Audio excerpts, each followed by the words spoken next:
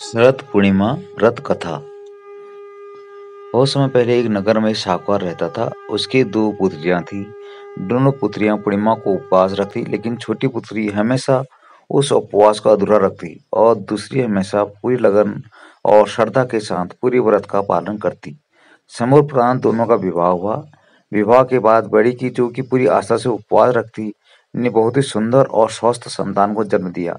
जबकि छोटी पुत्र की संतान की बात या तो सिरे नहीं चढ़ती या फिर संतान जन्मी तो वह जीवित नहीं रहती।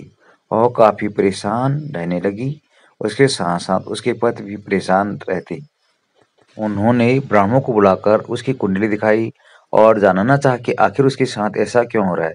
विद्वान पंडितों ने बताया कि इसने पूर्णिमा के अधूरे व्रत किए हैं, इसलिए इसके साथ ऐसा हो रहा है। तब ब्राह्मण ने उसे व्रत की विधि बताई और अश्विन मास की पूर्णिमा का उपवास रखने का सुझाव दिया।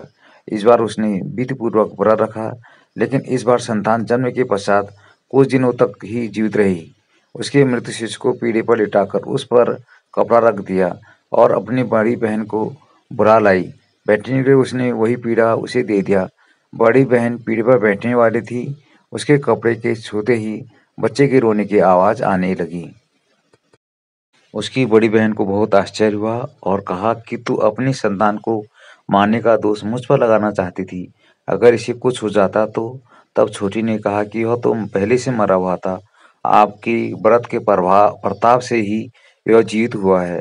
बस फिर क्या था, पूर्णिमा व्रत की शक्ति का महत्व पूरे नगर में फैल गया और नगर में पूर्णिमा का व्रत विधि विधान से करने का ढिढोरा पिटवा दिया गया। श्री कृष्ण गोविंद हरे मुरारी, हे नाथ नारायण वासुदेव